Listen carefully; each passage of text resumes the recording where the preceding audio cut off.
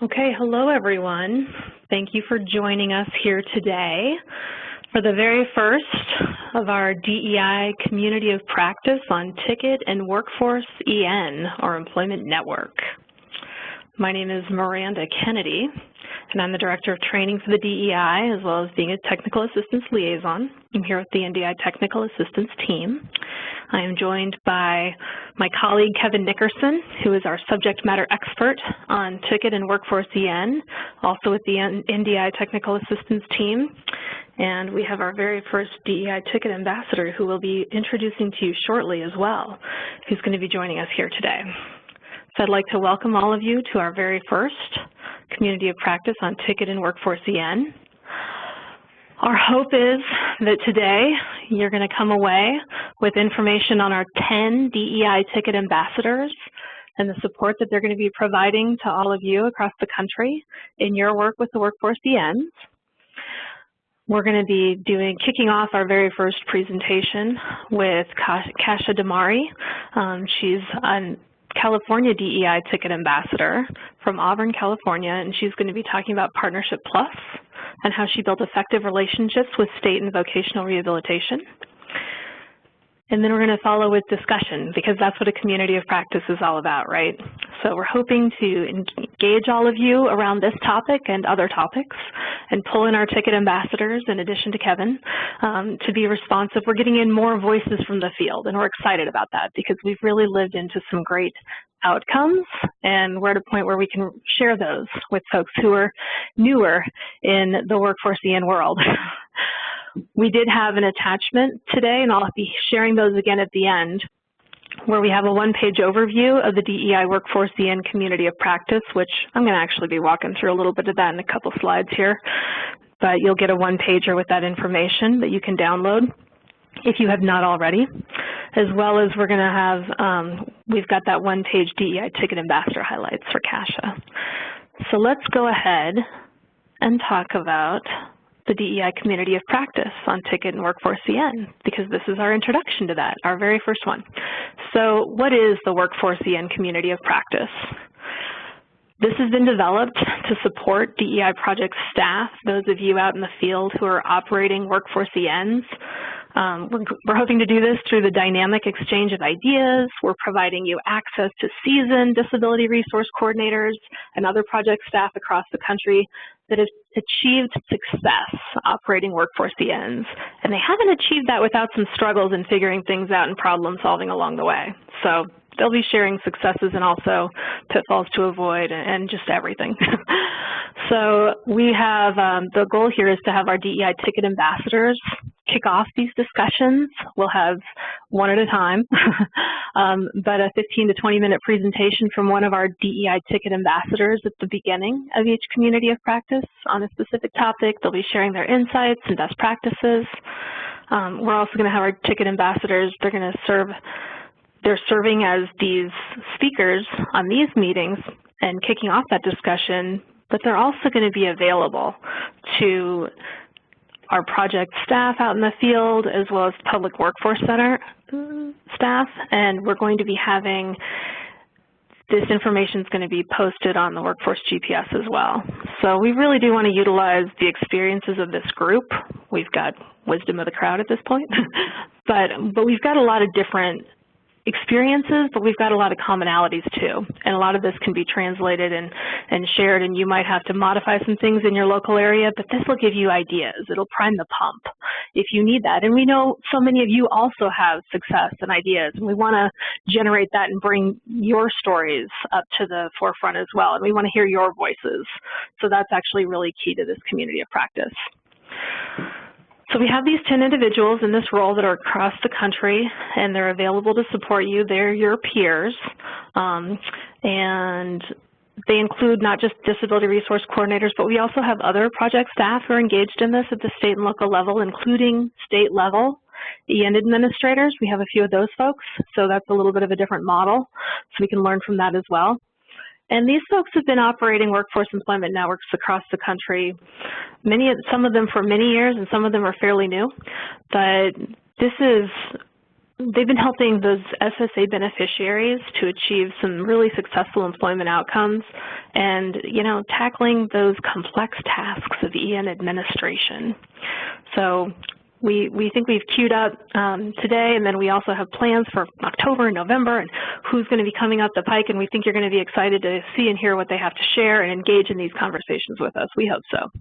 At the end, we'll be opening up the phone lines if you raise your hand, or you can submit chats and Q&As, and we'll engage you that way. We have a couple of polls, just 2 or 3, at the end. So when we get to our discussion piece, we're hoping to get a lot of good input from the group here today, and we're so glad so many of you have joined us.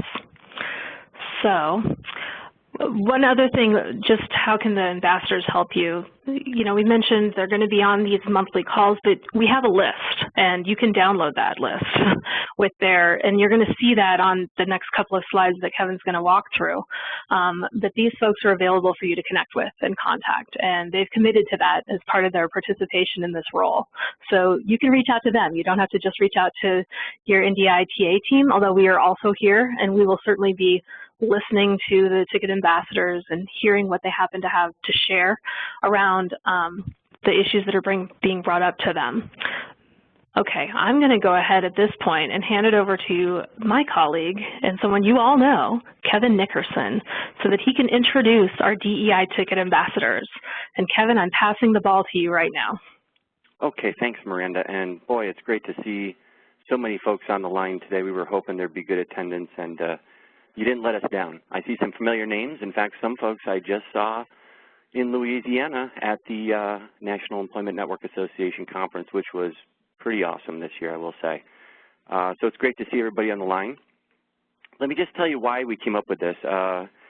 In years past, especially when I think about where I started with my work through Ticket, I realized that the best information I could get in those days was from my colleagues and people around the country that were getting the job done properly and really getting some outcomes. So, and also I want to give some credit to Maximus, because in the beginning of the Ticket days, they came up with something they called an Ambassadors Bureau. And this is a spin-off of that. I thought that was very effective. What they would do is they would pair up. It's a little different. They would pair up people who were, a little more mature in terms of their EN efforts with folks that were just coming on board. So great idea. This is different, but what it does offer you is access to people who've gotten some good results and outcomes through the Ticket program. And some of you are new to this, so we want you to have that connection. And who better to reach out to than your peers? We're always here for you too. But sometimes it's nice to get a variety of perspectives, and that's why we're doing what we're doing. Now I'm going to show you a few of our, actually I'd like to introduce who our ambassadors are, and I just want to thank each of you. If you are not on the line and you're one of our ambassadors today, well, I can just come up with anything I want about you, but I won't. I'll talk through some of their bio they gave us. I'm not going to read them. And I want to explain before I get rolling too far with these what we did. We kind of wanted this to look sort of like a, I don't know, like a baseball card, with some stats, and that's not the easiest thing to accomplish. But there are some measures that we can look at that are consistent across the world of employment networks, right? And that's what we've done here. I'm not going to be as tricky to get a pointer out, but you can see here in the right, we've got the person's title and their contact information, pretty important. Thanks, Miranda. So that you can easily reach out to these folks. The name of their EN, just in case, you want to find them on the directory to see what their listing looks like, you certainly could with that EN name, couldn't you? The other thing we look at are some numbers. Now, some of these numbers are pretty good, and I think, but some are a little on the squishy side, let me just say that, because we asked for total number of ticket holders served through the period that we collected these, which happened to be June of this year. It's not to say that many are assigned currently, but you'll see as I talk through some of these stats with you that I tried to come up with a placement ratio. So don't take it as 100% accurate, but pretty close.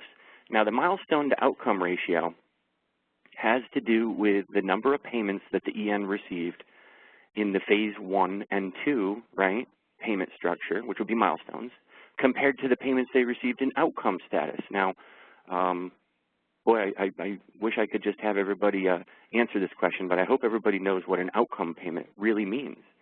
It really is important to see that happen, and it doesn't happen immediately. It takes some time for an EN to mature before they're going to get to outcome status payments, because that means the person that they've served is completely off Social Security benefits. It doesn't mean they're terminated necessarily, but they are not in receipt of any federal cash benefits for us to achieve outcome payments. Those that are pros on the line already know that, and I'm just letting folks know that aren't as familiar with that. So that's what that looks at. It's the comparison between the number of payments in the milestone category to outcome. So what's a good number? That might be something you'd like to know. I would say that, you know, the ticket program manager would love to see us at about, you know, I think anywhere in this 40 to 50% category is pretty darn good, and you should be proud of that. Anything above that, I'm going to have to do a site visit there and pick your brain some more, okay, because you're probably doing something really effective. So the other things we collected were information on each person as to whether they're certified in understanding Social Security disability benefits or not. Their areas of expertise, very useful to you as you sift through these folks that you might want to reach out to see what do they feel, and this was from the survey we gave them. So these are the areas they feel very confident in. So you might have a particular question or concern. I want you to look at that area of expertise that each of our ambassadors listed to find the match for your question, and that's why we put that there.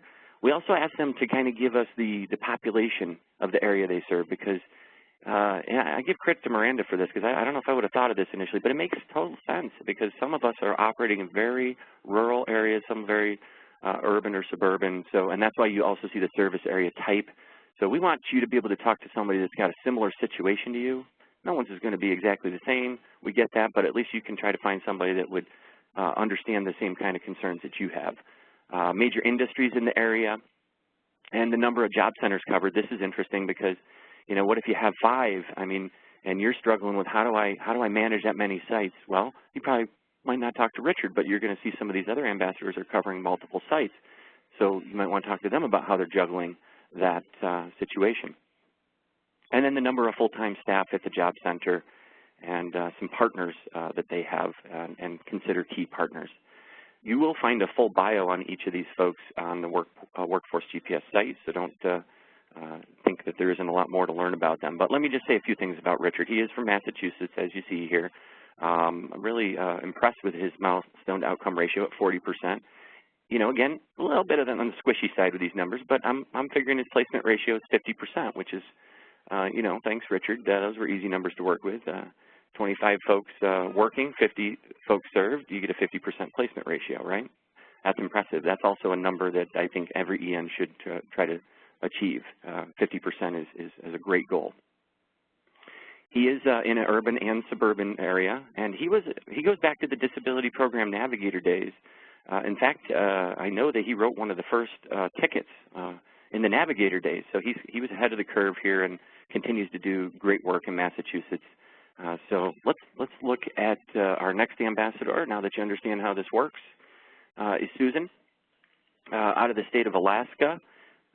She has a placement rate of about 55%, which is really, really great. A milestone to outcome ratio of 67%. That's amazing. Okay, that means more people are off benefits that they're receiving payments on than not. So, you know, and I want to put out this one caveat. As we look at these folks, they have all different models. Okay, these numbers are going to be across the board for a variety of reasons, and I will explain some of those because they're not all going to look as exacting as we want them to look within these ranges, and there's good reasons. So Susan covers all kinds of areas, and I can imagine that in Alaska, having visited rural and so forth. But she's been with the state of Alaska for 26 years in her job, and she's what I like about Susan, she's worked all different phases of jobs in the job center, so all different titles she's had. She is responsible for the administrative duties, the majority of them, for their ticket program. So again, if you look at her areas of expertise, you see she put administrative support, right? And, you know, so if that's something you struggle with, well, give Susan a call.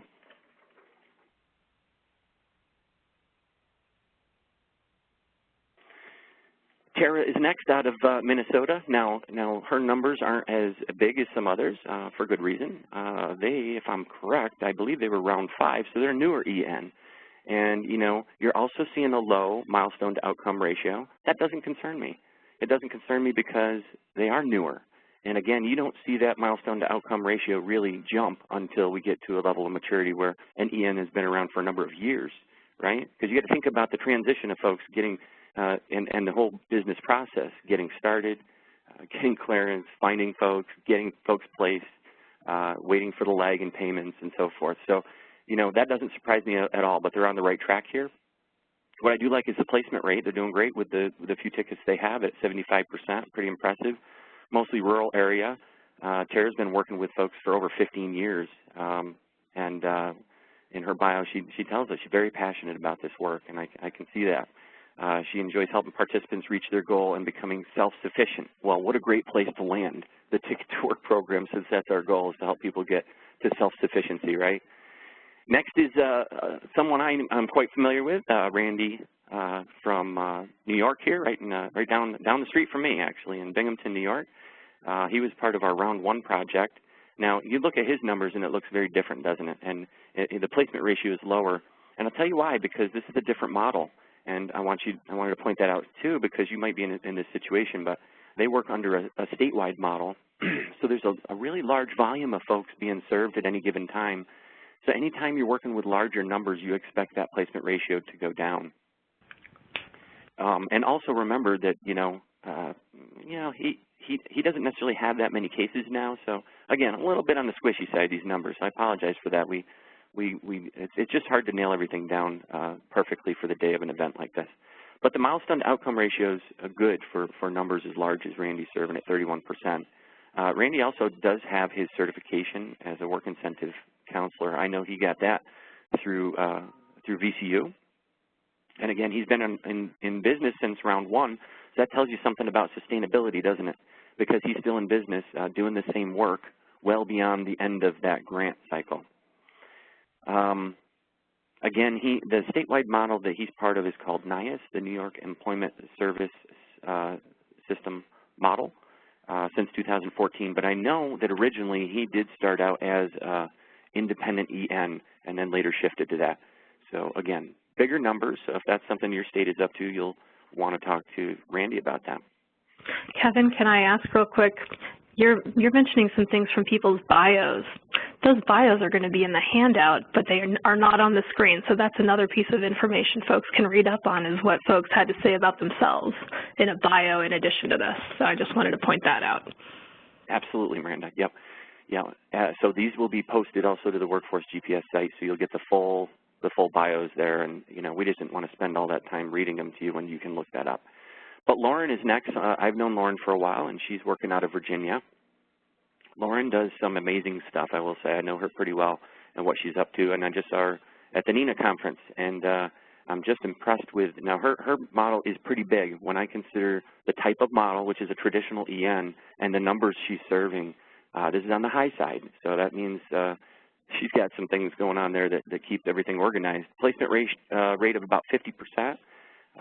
Pretty impressive, and milestone to outcome ratio over 50% at 53.5%. That's really, really impressive with numbers that big. Lauren does have her certification in understanding Social Security work incentives, and I know she uses that regularly. And I think, and correct me if I'm wrong, because I believe Lauren's on the line today, but I think even though those numbers we collected recently, I think she's up to around 160 assignments or so. So that's just a lot of assignments. She's not doing all this alone. She does have some additional help with these cases, because that would be near impossible to do yourself. Remember to look at the areas of expertise, and you can see the SSA work incentives there. She's very comfortable with that. She's the Ticket to Work Program Director at SkillSource Group. It is the nonprofit arm of the Northern Virginia Workforce Development Board. Initially, she was tasked with implementing Ticket to Work as a part-time consultant. She quickly developed it into a top-performing workforce EN in the state. And I was there, not there on site, but I got to sort of witness that over the years of this DEI grant. So welcome, Lauren. All right. Next we have Wendy. Wendy is out of the state of Alaska as well. So the ratios are the same here and so forth that I went through before, because we have 2 folks from Alaska, which is fantastic. Again, that milestone to outcome ratio is awesome. And as you continue to work with more folks, it gets, again, harder to keep that ratio up that high, just because of the nature of how that works. But and she is in process to get her certification, so that's exciting. She is the Alaska Project Coordinator for the Department of Labor and Workforce Development. Recently, she was promoted to Program Coordinator, so she is sort of establishing more integration of the ticket program within the workforce system. That's exciting. Currently, there are 6 centers. She wants these throughout the whole state of Alaska. So go, Wendy. I'm with you. I want to see you get that done. That's awesome. Leslie is next out of the state of Minnesota. Again, that Round 5 project. Don't be concerned about those numbers. Remember, this is a newer EN, so it certainly doesn't concern me. I know they're on their way to great things. And as far as Leslie, she's been with the Minnesota Jobs and Training Service for 19 years, so no stranger to these services that we're providing. She's held a variety of positions, again, within the agency, which I think is fantastic. Really gives you a sense of what all the different tasks are of folks in our center. She currently supports the corporation by growing and maintaining business and community partnerships. So that's interesting and of note.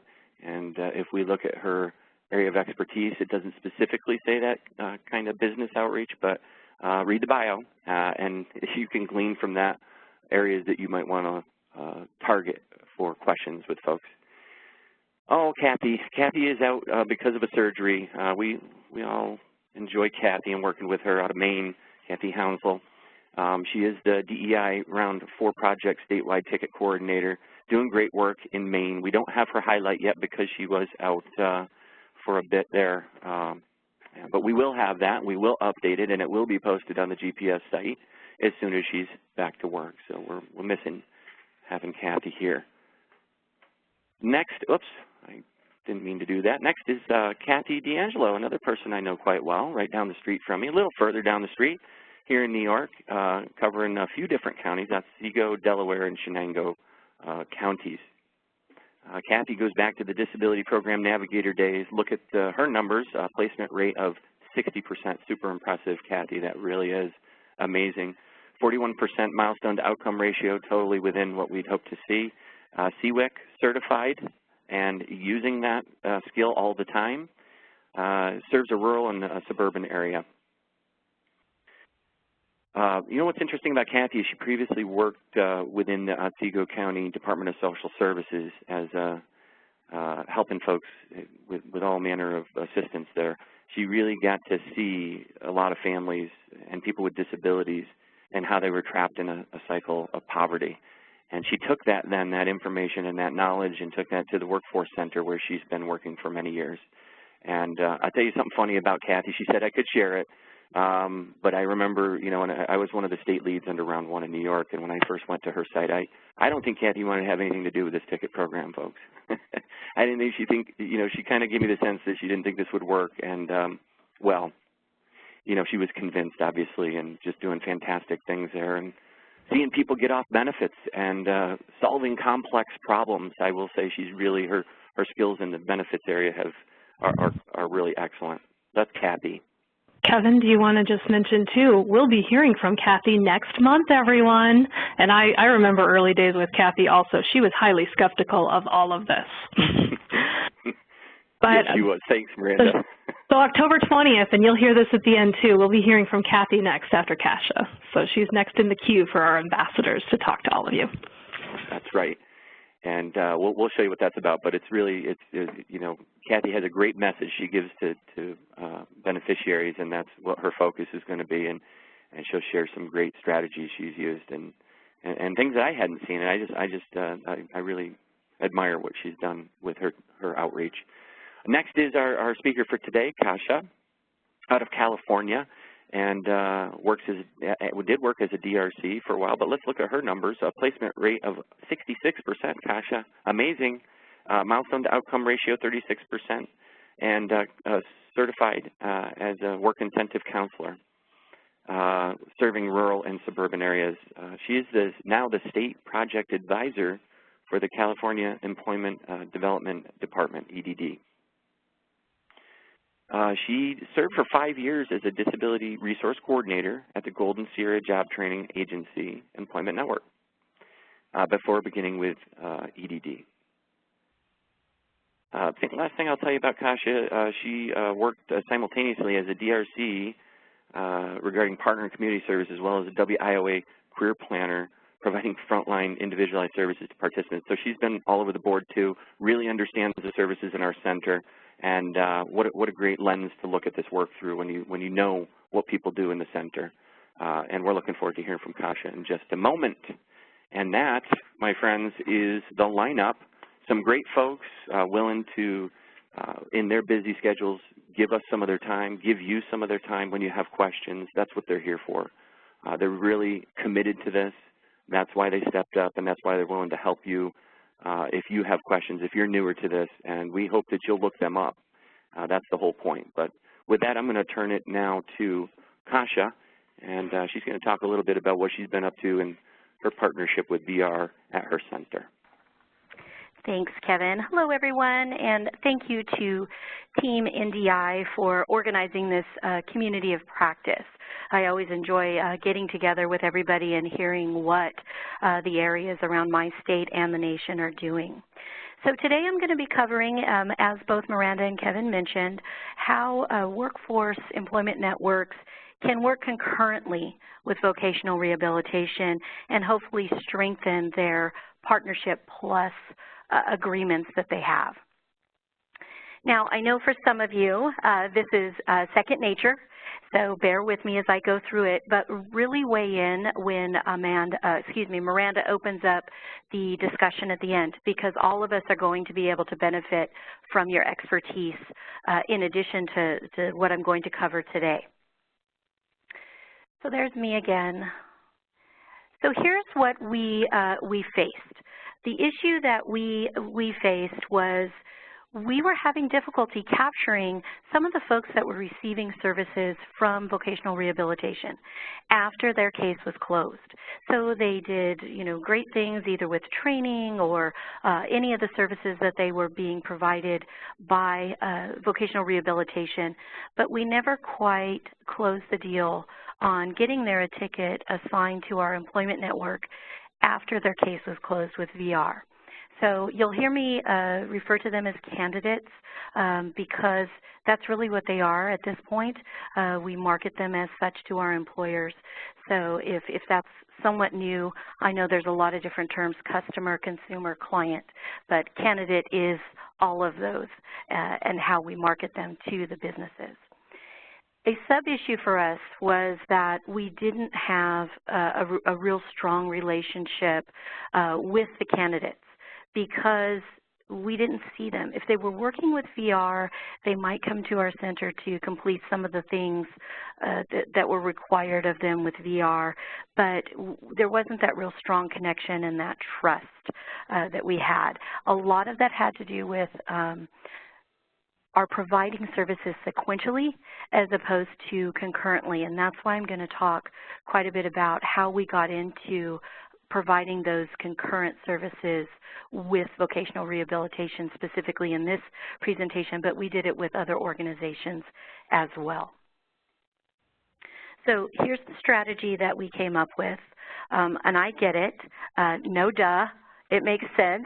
The sooner that we get involved with the candidate, the more likely we are to develop their trust and willingness to work with us, minimize their confusion.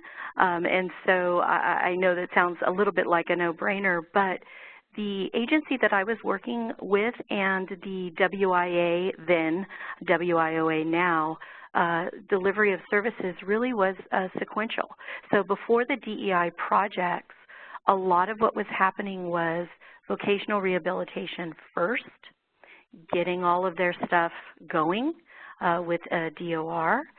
In our state, it's Department of Rehabilitation, and then maybe coming to us.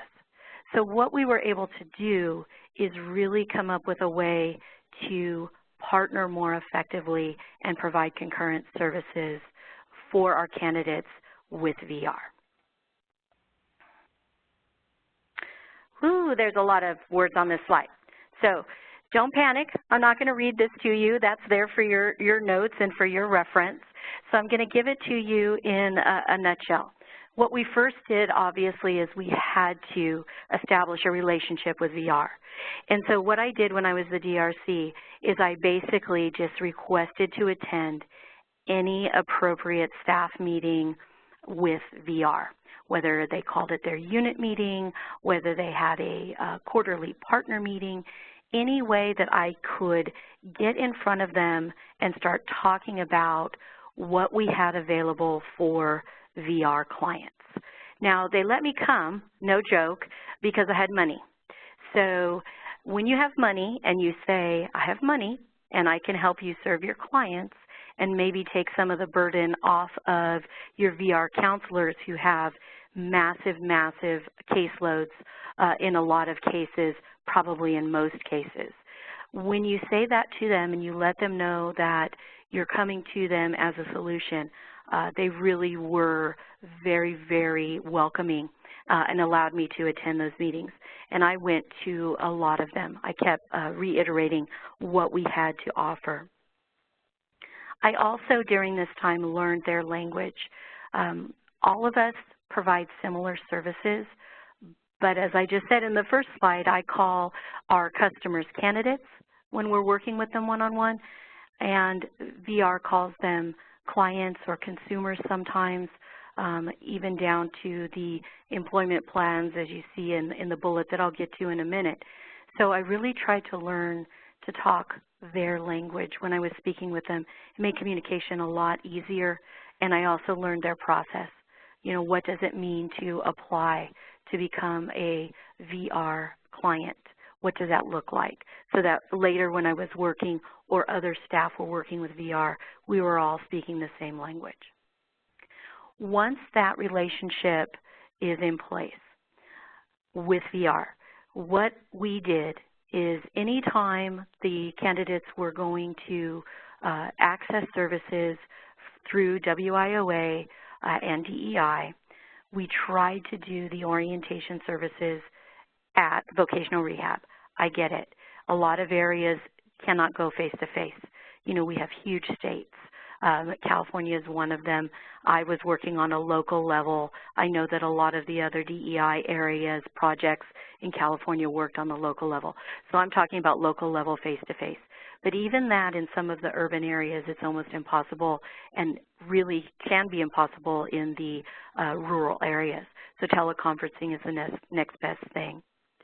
The reason that it makes so much sense to do these information sessions and facilitate enrollment for these candidates with their VR counselor, either on the phone or in the room, is because it really minimizes confusion for them. They see that this is a team approach to their employment efforts and not simply, what am I doing? I've got a plan here, I've got a plan there, here, there, and everywhere, you know, EIEIO. So they get very, very, you know, confused, and I get it. So when you can get everybody together, it really, really helps make the process go more smoothly. After the enrollment, everything is handled concurrently. Now, that doesn't mean that every single meeting you're taking involves everybody at once, but regularly everyone is in the same room or on the phone together, and we're developing one plan of employment. So whether you call it an individual employment plan because you're operating under WIOA, whether you call it an individual plan for employment because you're a VR counselor, if you are working within the career pathway system and you have the individual learning plan, all of these plans have one goal. We all have our own forms that we have to use, but all of the plans have one goal, and that is to help this candidate find employment and keep employment. So concurrently, we're all working toward one goal. The candidates really like that. They like having a team behind them who wouldn't. They're like, oh my gosh, everybody's so invested in me. You know, I better come to the table. I better you know, do what I'm being asked to do or encouraged to do so that I can find employment. as we go through that process with the integrated resource team, and we can bring in other partners. Sometimes it's just the two, the Workforce EN or the WIOA and the VR, but sometimes, you know, mental and behavioral health comes into play. Some other partners may come into play, and we get them all at the table as well. So after number 3 there, after employment is achieved with VR, what VR does is typically they say to their clients, we are encouraging you to go ahead and reassign your ticket to work to an employment network. Now, they cannot just by themselves say, go to Tasha's employment network or thus and such employment network. They fall under the consumer choice guidelines. So they will give them a listing of local employment networks. But guess what? Our employment network is on there. We probably have already been talking to them about bringing their ticket to our employment network once their case is closed with VR. So there's already that level of trust. They can, they being the candidate, they can request once they look at the list and say, please submit the Partnership Plus EN referral form for this particular EN. And then once you receive that in your EN from VR, then you know you can go ahead and reassign it, check in the portal and reassignment. So it just makes this process a lot more user-friendly for the candidate and more streamlined for you to reassign the ticket. Okay, so this is just a visual representation of what I just covered. I know my graphic skills are a little lacking. Okay, it took me a while to put this together, but if it's making you crazy to look at all these arrows going every which way, maybe just close your eyes till I get to the next slide. This does presuppose a relationship already, because you see here the candidate can either start with VR or maybe they've responded to your outreach efforts as an EN, and so they've come to you first, and you are going to be reaching out to VR and say, hey, I'm working with a candidate. We're getting ready to do their plan for employment. We'd like to bring you in on this because we could utilize some of the things that you have to offer that we don't have. So it can go either way. That's what all of that going on the left-hand side is. Candidates are always in the center. They're the center of attention. They continue to stay there when the integrated resource team happens for concurrent services. Everyone is sharing in the results of that placement for employment. And then, as I just mentioned, you see the referral back and the ticket assignment to your EN. The positive outcomes we were able to achieve, this did take a lot of work. As I said, I went to multiple meetings. I kept going back. There's always a change in staff, or even for the staff that had heard me before. It takes a while to understand how this can all work. So candidate confusion obviously decreased immensely. They really felt like, I don't like the term hand-holding because they are driving this whole process, but they had that active resource coordination. They weren't just given a list of things to do and then sort of said, hey, get back to me. Not that any of us do that, but I think you all understand what I'm saying. They had this team with them, so their confusion was decreased. Because they trusted the Workforce Employment Network, there was the increased probability that that ticket would be reassigned. They were more available for communication. If something happened on the job, the second day they were there, more likely to contact because they already knew us and say, I'm having an issue, I think I need an accommodation, or I'm having an issue, can you walk me through this? So that we were able to help with that retention piece. They already knew us, we were friendly, we helped them get the job, they knew we would help them keep the job. So I will conclude with the closing tips. The recap is what I just covered. Really what worked for us and made the difference is that we decided we no longer wanted to do the sequential approach. We wanted to establish concurrent service delivery. So initiate the outreach. You can start small. If you're new to this whole game and you know a VR counselor, start with them and say, hey, I'm working on a DEI project. Can I come? Can I come to your meetings? They'll usually refer you to their supervisor, and you can go from there. Learn their language, because the more you can speak their language when you call them up on the phone and you use their language, whatever they're calling their plan for employment, rather than what you're calling it, they're automatically on board. They know exactly what you're talking about.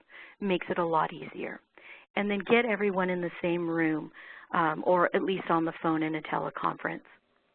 Questions and answers then can be heard by everybody, including the candidate. Everyone is on the same page. Accountability is increased because everyone knows what everyone else is supposed to be doing, what their role is. And it really minimizes what I kind of call, well, mom said or dad said, you know, VR told me I don't have to do that, or VR told me they wanted me to do this, and that's why I couldn't do this for WIOA. No, you're all in the same room. Everybody's hearing the same information. It really makes the process of concurrent service delivery much more easy to handle. And we saw, I didn't put it on any of the slides, we really saw them get employment more quickly, you know, after they completed their training or anything else, because everyone was on the same page. That wraps it up for me. I'm really looking forward to this portion and the discussion that's going to follow. So thank you for listening. I will turn it back over to Miranda to get us going on the discussion. Great. Thank you so much, Kasia. We have some discussion items here for your consideration. We also have a number of our other ticket ambassadors on too, so we're hoping to hear from all of you. The discussion items, we've just got 4 bullet points here of things to think about. Certainly anything else you have that comes to mind or questions you want to ask Kasia, we can certainly incorporate those as well. But let's go through the discussion items. One of the questions is, what experiences have you had with Partnership Plus and VR handoffs? We're also interested in hearing examples of Partnership Plus agreements that are in place that you'd like to discuss. And also, are you having success in serving closed VR cases through Ticket? And if so, what's your process? And finally, what other strategies are you using to engage current VR customers for Ticket supports after VR closure? So on the right-hand side of the screen, you'll see there's lots of options for participating in our discussion. You can submit a question via the chat. You can submit a question via the Q&A and submit those to the host and our panelists, and we will see those and articulate those for you. We would really love if you'd raise your hand and we could unmute your line.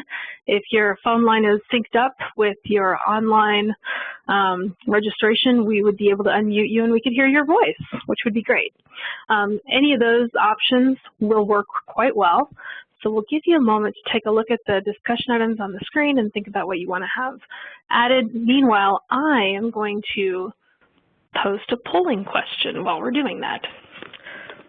So Kevin, maybe if you could keep an eye on the screen for the chat and the Q&A while I'm doing that, that would be great. I sure will. And for those unfamiliar with this platform, let me just say that at the top right of your screen, there's a box that says chat. And if you click that, it kind of opens up that dialog window. But you need to first open it by clicking at the top where it says chat. So Miranda told you how you could enter comments there. That's fine. Or there's a Q&A box. And I see that we do have a question in Q&A. Will the slides be available for reference? Yes, I believe they will. And Miranda is pretty tricky. She's going to make this available, I believe, at the end of the presentation today by download. So you can, for those that aren't really into delayed gratification, you can get it in about, I don't know, 15 minutes. So we will make that available. So yeah, feel free to put something in the chat. Raise your hand. If you're wondering how you raise your hand, there's a little hand icon over on the right side of your screen, and I'm going to show you next to my name what it looks like when it's up. And I always have to remember to take that down, or Miranda will remind me that my arm will get tired. So, but you can put your hand up, and it will bring attention to you, and we'll get you in the queue here. All right. Thank you, Kevin. Meanwhile, we have found our Persian flaw in this wonderful, first off, community of practice. The polling questions are not working. We only had 2 of those, but we could use the hand-raising function in lieu of the polling, Kevin, right? Because we're flexible that way, because we come from the DEI, and if we have anything at DEI, it's flexibility, right? Absolutely. Okay, so folks, one of the questions that we wanted to do in the polling was just, do you have a formal partnership plus agreement with VR in your Workforce EN? So it would be great if everyone who does have one could raise their hand. Okay, good. I'm seeing 4 so far, Miranda, that do have, wait a minute, 1, 2. A lot of our DEI Ticket Ambassadors happen to have one, and or the boss of one of our Ticket Ambassadors. It's kind of interesting how that plays out, isn't it? That is interesting, isn't it? It's well, not surprising. Now we've got like 5 of those folks. That's great. Yep. All right, well, we're not terribly stressed to see that. We're happy to see that. Oh, we have other folks, too. We have a number of other folks as well. This is good. Yes, I'm seeing that. Absolutely. Thanks, folks, for weighing in. All right. Okay, well, why don't you go ahead and you can lower your hands since we don't want you to get tired with your arms up there in the air. How about for those who are relying on relationships that you have to VR counselors where you don't have a partnership plus agreement, but you're relying on those relationships with VR counselors? Can we see some hands related to that? Just a little technical point here. If you click on that hand icon again, it lowers it. So for folks. Yeah, that's how, yep. I was going to say. Okay. So I'm seeing different names here, so that's encouraging that people are figuring this out. And one of our ticket ambassadors actually is more reliant on relationships to VR counselors, it looks like. So there are different strategies. Yep, yeah, it is. And, I was going to say, Miranda, it's nice to have that agreement. I mean, one thing that's nice about having the agreement is there's no question about what the process is. And generally there's some forms and procedures that you follow with that agreement that you can count on each time, right? So that's nice. But I will say to the folks that raise their hand that don't necessarily rely on that, I understand what you're saying. I understand why it's equally important to have that relationship. I mean, if you listen to what Tasha just said, I mean, that's really what she relies on while they do have an agreement, but it's really the relationships, right?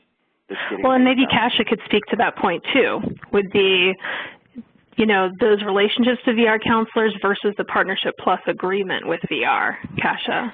Right. So, and I also see that there's a question in the queue, and for our local area, the Partnership Plus agreement was at the local level, but I know that some of the states have it as well, and I know you guys, Miranda and Kevin, can weigh in. So yes, so we have the formal Partnership Plus, which is very linear. They walk through the EN door and they're referred to VR, and if they're referred to VR, after they receive services, they refer them back to the EN. But we really found that the breakdown, like I talked about, there was no interaction with the candidate, and with those sequential types of things, we just weren't seeing the return that we wanted to. So yes, heavily relied on getting in there and really serving that candidate concurrently with VR so that there was the relationship in place and REN was known by the candidate so that then at the end we would receive those tickets. Thank you, Kasha. And I can respond to Christine, who put the question in, are the Partnership Plus agreements at the state level or local level or both? And it could be either. I know there's folks on the line today that have state level Partnership Plus agreements in place, and there are some that have local. So, I would like to go ahead and unmute Kathy DeAngelo's line so that she can speak to how she works with their VR counselor to establish a relationship with customers through benefits counseling. So I'm going to go ahead and see if I can unmute Kathy's line. I'm looking you up. All right. I am unmuting your line. Hi, Kathy. You'll be joining us next month following Kasha's presentation here. But yes, would you please weigh in on this conversation? We'd love to hear from you. Well, I will, and I really liked Kasha's process because it was very similar to ours. We are certainly a smaller area, but we did have meetings with the VR counselors that covered our offices and their supervisors before the MOU was done, and we actually had training sessions with them where we talked about our project and goals. They talked about how people got into VR services. So it was very helpful to have that dialogue. But internally here, our VR counselor comes here twice a week in the Oneonta site. And anyone that has Social Security benefits that asks her any type of question about that, she immediately, before they even are looking for work, sometimes while they're in training, they meet with me. And I do a very initial benefits counseling, that first step. Sometimes I enroll them. Sometimes I wait to enroll them if they're just starting a training program. But then, toward the end, when they are done with their program, it is an automatic follow-up meeting where we get the BPQI and we do really the more intense benefits counseling. And it's so helpful to these folks to understand how it works. Even if they don't understand how, how many hours, what the calculation is, but they are already establishing that relationship with me. So when they close 90 days, even though they also have a choice of whoever they go to, they are already coming to me because they've already signed on IS brochure from the previous sessions with me. And when they go to work, I work on their IWP. And once the 90 days are up and they contact me and I've helped them send their pay stubs to Social Security, there's no break in the action. Their ticket continues to be assigned, and I have reaped the benefits about 5 people so far, and I have many more in the pipe right now. So it really does work, and it works for the customer, makes it easy. Thank you so much for weighing. Having you with us next month. Thank you for agreeing to do that. Kasha, I don't know if you wanted to respond to anything Kathy had to say. It looks like we have one hand up that I might be able to unmute the phone line for. Hillary Rossi, I'm going to go ahead and unmute your line. Your hand is up, and we are ready to take your question or comment. Hillary. I'm wondering if Hillary accidentally left her. Your line might be muted on your end. Hi. There you are. Hi. Hi. Actually, it was a mistake that I did that. Oh, okay. Sorry. All right. Okay, Hillary just showed us you want to lower your hand if you leave it up, or Miranda will call on you. Okay. Do you have anything you wanted to add as long as we've got you here? No, thank you. Okay, great. Thanks. Yeah. Okay, I'll go ahead and mute her line again. And she will probably click on that hand icon. Okay. So let's see if there's other. Kasha and Kevin, are you seeing any other questions or comments coming your way?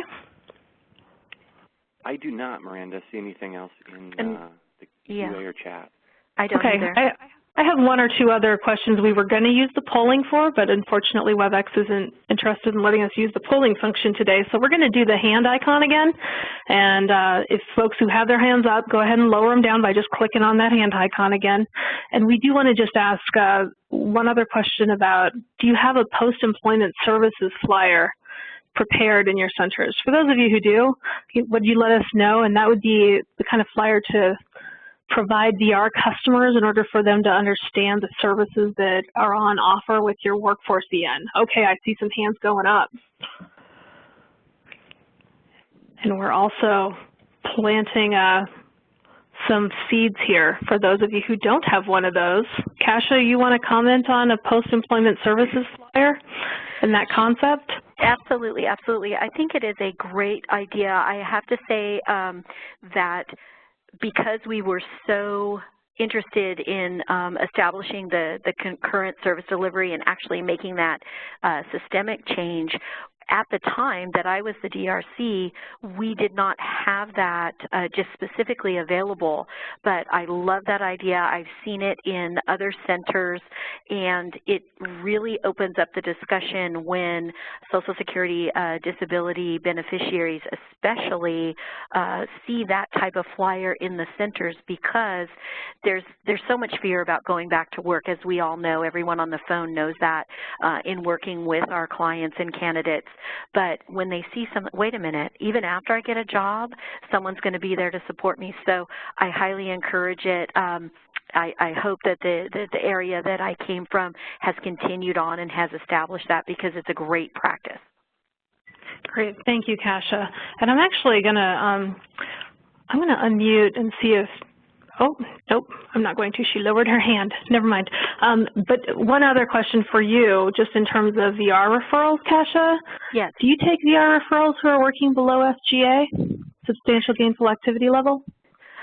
We do, because there is always the possibility that we can assist them in coming up to that level, because part of the retention piece, we always looked at it as